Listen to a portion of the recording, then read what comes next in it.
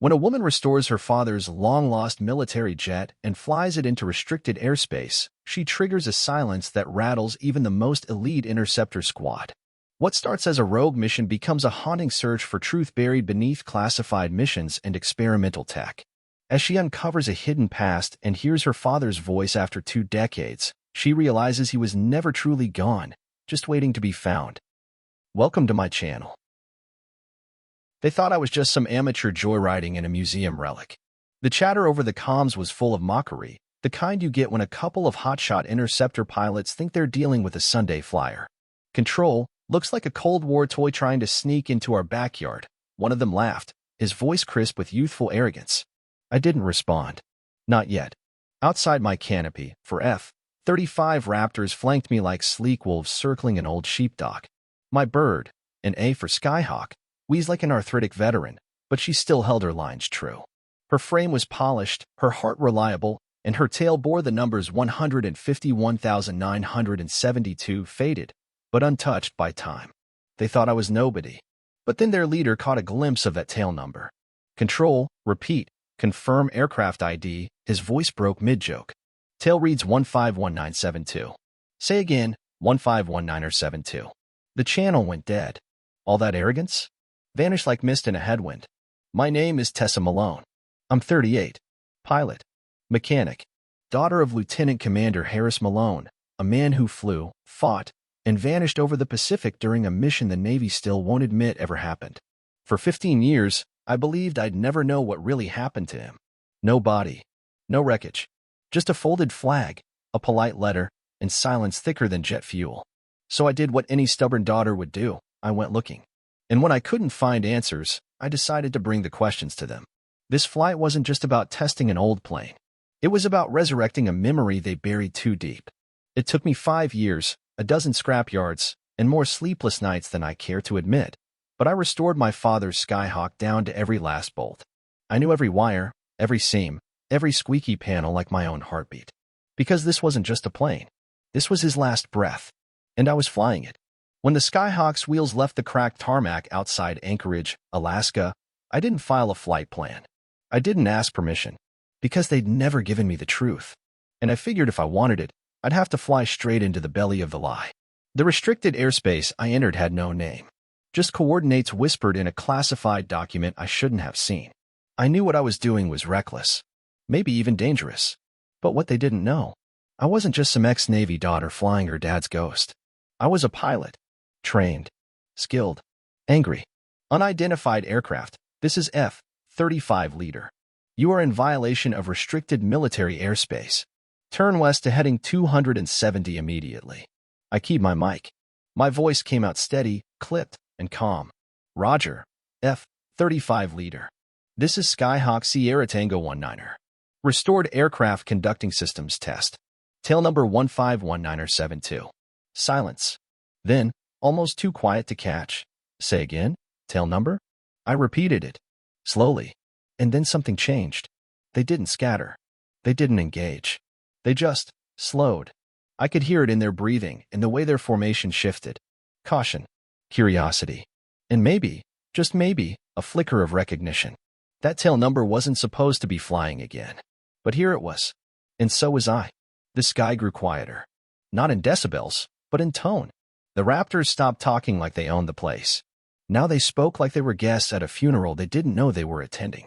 Control, we've got something strange here, one of them said. Slower now. This aircraft's tail number matches, well, it matches the Malone incident. Are we clear to continue intercept? There was a long pause.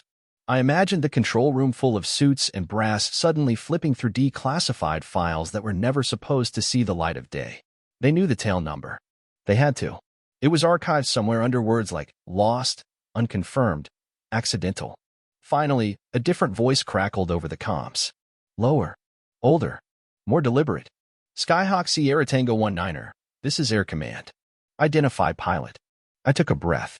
This is Captain Tessa Malone, daughter of Lieutenant Commander Harris Malone. No one spoke for a full 10 seconds. Then, ma'am, please state your intentions. I'm not here to threaten anyone, I said. I'm here to finish the flight my father never got to complete. Behind me, the old A for hummed like it understood. I glanced at the photo taped beside my instrument panel. My father in his flight suit, one arm around a tiny girl holding a model Skyhawk. That girl was me.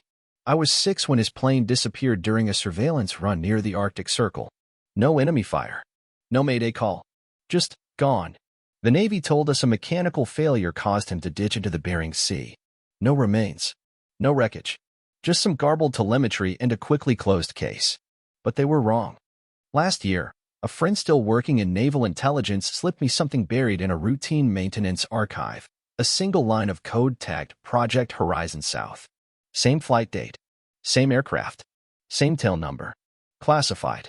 Whatever Project Horizon South was, they buried it deep. Too deep for an accident. That's when I knew I had to get the plane back in the air. I had to show them the past wasn't done speaking. The Raptors were still flanking me, but now they weren't intercepting. They were escorting. Skyhawk 19er, you are directed to divert to waypoint Echo 29. Coordinates inbound. Ground team will meet you there. No, my voice came out colder than I meant. I'm not landing until I get confirmation. Did you recover my father's flight recorder? Another long silence. Then the older voice returned. Captain Malone, please land. You don't understand what you're flying into. I looked around at the sky, the exact sky my father vanished into. And I understood more than they knew. I pressed my mic again. No, sir. I understand exactly. That's why I'm flying this. The Raptors tightened formation. But none of them moved to block me. Because even they could feel it now. This wasn't just airspace. It was sacred ground. And somewhere up ahead, my father's story was waiting to be finished. The F-35s didn't press me again. They just stayed there silent, close, respectful. One of them drifted slightly closer, enough that I could make out a marking on the fuselage, a Falcon diving through flame. I recognized it. Falcon Squadron out of Fairbanks. They weren't rookies. These were Arctic intercept specialists, which meant someone high up had scrambled serious muscle to chase me. That gave me a strange sense of comfort. I reached down and tapped the side panel beneath my seat. It gave with a click, revealing a cavity I'd reinforced myself, just big enough to hold the evidence I'd collected. Photos. Coordinates. A printed satellite image. A map drawn from scraps my father left in a notebook that survived his final deployment. All of it pointed here, to this swath of sky over the Bering Strait. I'd chased ghosts across half the country for years, but something inside me whispered this was the place. It wasn't superstition. It was flight instinct. A gut feeling the same way a bird knows when to climb or drop. Skyhawk 19er, the old voice said again. You are entering controlled airspace for classified reconnaissance operations. We are required to intercept. I keyed my mic. Then intercept. The Raptors pulled in tighter. Still no lock-ons. No aggressive maneuvers. They weren't hunting me. They were watching history fly. Suddenly, my radar pinged just once. A small blip. Too low to be commercial. Too erratic to be a drone. And right where my father's transponder last pinged before going dark 20 years ago. Control, I said, voice tight. I've got visual movement over grid Kilo 907. Request permission to pursue. Silence. Then, reluctantly, Skyhawk 19er, negative. Repeat, do not pursue. Unidentified contact is outside operational bounds. I squinted ahead. Just a shimmer. A flicker. But I'd seen that flicker before. Sometimes memory plays tricks on you, but not this time. That flicker had the same nose shape, same wingspan, as an A4. Old like mine. Broken maybe, but still aloft. I think there's another Skyhawk out here, I said quietly. No such aircraft is registered in this zone, the voice returned. But the F-35s weren't arguing. They were silent now, because they saw it too. A shadow in the clouds. Distant. Faint. Flying straight into the wind with all the defiance of a ghost that never learned how to rest. I banked hard left, ignoring the pull of GS against my ribs. My Skyhawk groaned but held. Ahead, that shimmer steadied into something real, low, gray, ghosting along the edge of the cloud bank like a memory trying to stay hidden. The F-35s broke formation to follow, but even their advanced optics were struggling. One of the pilots crackled through. Skyhawk 19er, confirm visual. Are you chasing another Skyhawk? I didn't respond. Not yet. Because suddenly, my old VHF radio, long dead, just there for aesthetic, sputtered to life. A burst of static. Then 3 beeps. Long short. Long. Morse code. S. Oh. S. My heart slammed into my ribs. That frequency was disconnected. No way anything should have been transmitting on it. Especially not from a plane that supposedly vanished before I graduated middle school. But there it was. A scratchy, desperate signal. One I'd heard only once before, on a reel-to-reel my mother had hidden away, the last known message my father sent before disappearing. Same rhythm. Same tone. I looked out ahead. The shape was clearer now. Definitely a Skyhawk. But its paint was wrong charcoal matte. No visible tail number. No flag. Just a dull smear of color that tried to blend in with the clouds. Skyhawk 19er, respond, the lead Raptor called. What are you pursuing? Control is requesting a visual relay. I clicked the private channel I'd kept programmed for years. No encryption. No call sign. Just a message I never thought I'd say aloud in the sky. This is Tessa Malone, I whispered. If anyone's out there. Dad, it's me. The ghost plane didn't respond. But it didn't disappear either. It turned, just slightly. Enough to reveal something that made my throat seize. Painted on its left wing, barely visible through grime, and wear, was the edge of an insignia. Not Navy. Not standard issue. A hawk diving through a trident. The emblem of Task Force Neptune Echo. A unit that, according to official records, never existed. Captain Malone, the old voice on the Raptors channel returned, quieter now, less formal. Please, we need you to land. You've seen more than you should. I switched off the comms. Sometimes seeing too much is exactly the point. I throttled up, because ghosts don't send distress signals. Unless they want to be found. My eyes locked on the shape ahead, ghostly, shimmering through vapor trails, but undeniably real. The other Skyhawk. Its wings pitched with purpose, not drifting like a derelict. Someone was flying that bird. Or something. I closed the distance, weaving through light turbulence as the Raptors dropped back. Their silence was louder than their chatter had been. They were watching. Waiting. The kind of stillness that says, we don't know what this is, and we're not getting in the way. The ghost plane banked gently, guiding me eastward, away from the plotted recon zone, away from the eyes I'd tried to provoke. It moved like it remembered the terrain. Not like it was lost, but like it had been waiting for me to show up. I followed. Below, the Bering Sea glinted like hammered steel. Choppy. Cold. And somewhere beneath those waves, my father's file said, his Skyhawk had gone down. But this bird wasn't beneath anything. It was here. I was shaking. My hand stayed steady on the stick, but my breathing betrayed me. I could barely whisper the words that had haunted me since I was 6. Is that you, Dad? As if answering, the ghost plane's landing lights blinked twice, quick, then long. Same as the beeps on the old VHF. An SOS. But this time aimed at me.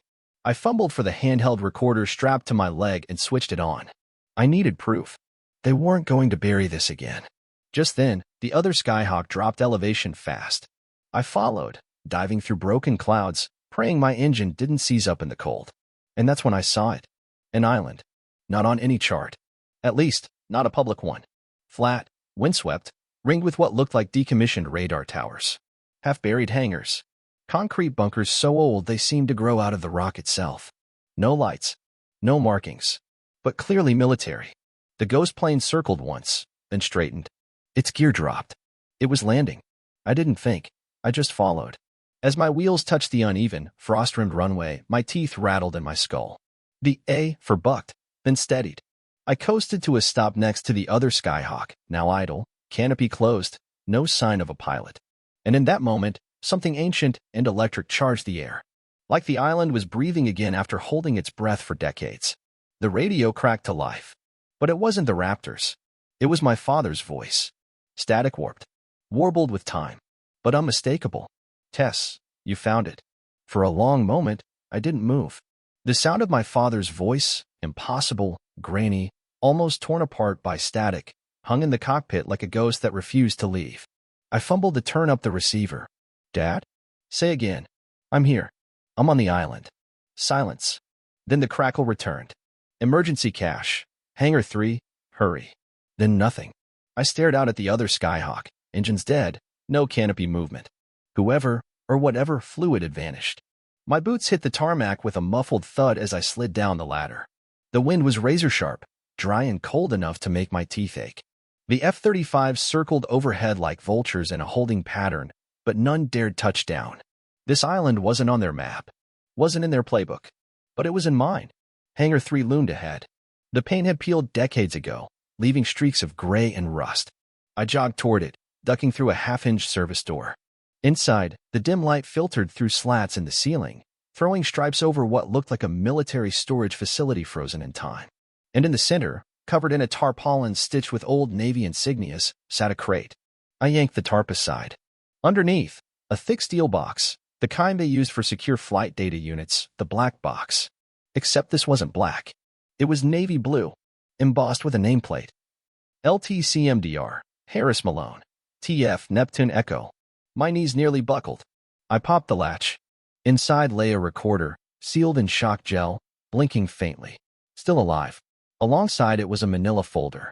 Yellowed. Fragile. Labeled. Operation Revenant. I flipped it open. Photos. Schematics. A flight log in my father's hand. Coordinates, mission notes, and a 2-word directive at the top of the page in bold, stamped ink. Eyes only. I scanned the entries. The mission hadn't been a routine recon flight. It was a test of an early stealth tech prototype. A classified program designed to render aircraft invisible to radar and satellite. And it had worked. Too well. My father's last log entry chilled me to the bone. Engaging the cloak. If this works, they'll never find me. If it doesn't, Tessa, I'm sorry. I dropped the folder. My breath came shallow. He hadn't crashed. He'd activated an experimental stealth system that worked so perfectly, it erased him from every scope, every radar, every signal. And the system never shut off. He wasn't lost. He was hidden. For 20 years. I sat there for what felt like hours, knees in the frost-bitten dirt, the file spread open in front of me like a wound that had finally started bleeding after 2 decades. Every sentence confirmed what I already feared but never dared to believe, that my father hadn't just vanished. He'd been erased, buried by his own government beneath a failed cloak in the cold expanse of Arctic water. They'd run a test without a retrieval plan. No failsafe. And when things went sideways, they scrubbed the mission. Declared him Kia. The tech was shelved. The program renamed. And the man who flew the test flight? Forgotten. Except he hadn't stayed forgotten. Not to me. And not to whoever sent that Skyhawk to lead me here. I loaded the data box into my cockpit, wrapped the file inside my flight suit, and took one last look at Hangar 3. Dust. Cold. Ghosts. But now? Truth. As I rolled toward the strip again, the other Skyhawk sat silently beside mine, still untouched, canopy down. I couldn't shake the feeling it had guided me, not by radar or tech, but memory. Mine. Or maybe his. I climbed back into my own bird. The F-35 still circled above, but no one had dared challenge my presence again. I lit the engine. The Skyhawk rattled to life, steam rising from the tail like breath after a long silence.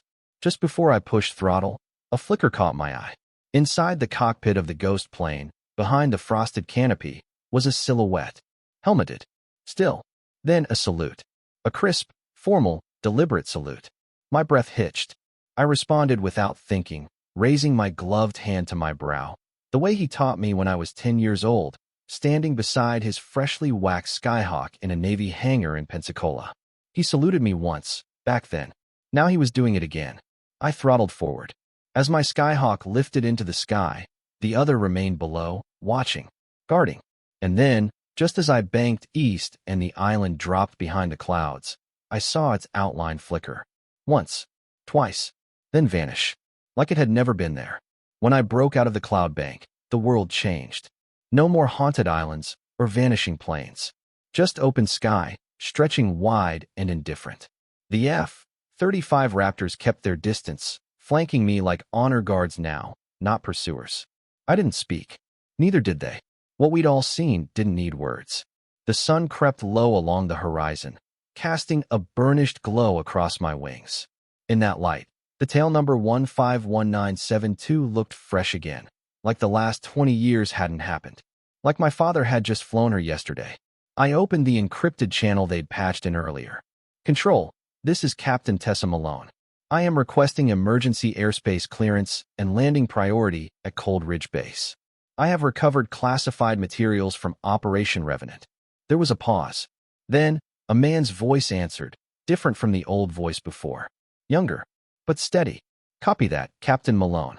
You are cleared for approach. Cold Ridge is on full standby. Welcome home. Home. The word twisted something in my chest. I landed just after sunset.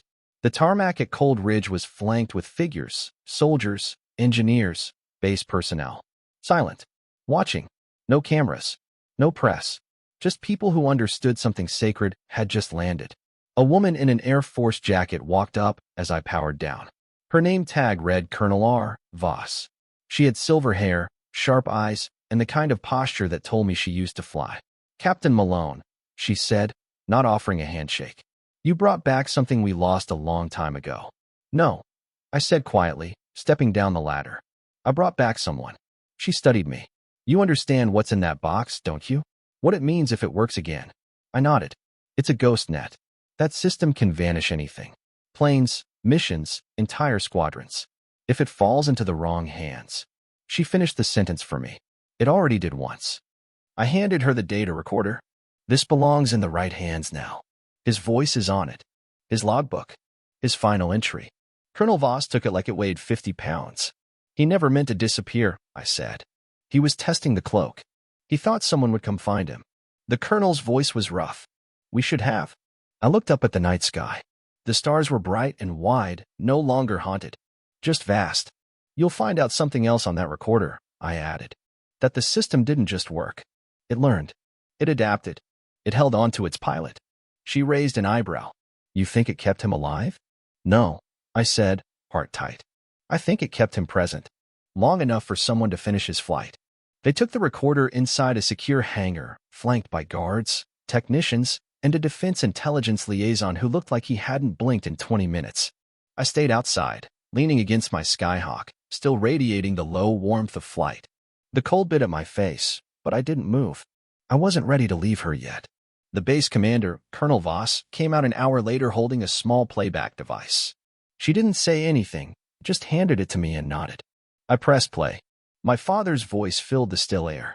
"This is Lieutenant Commander Harris Malone, Serial 44219, Task Force Neptune Echo.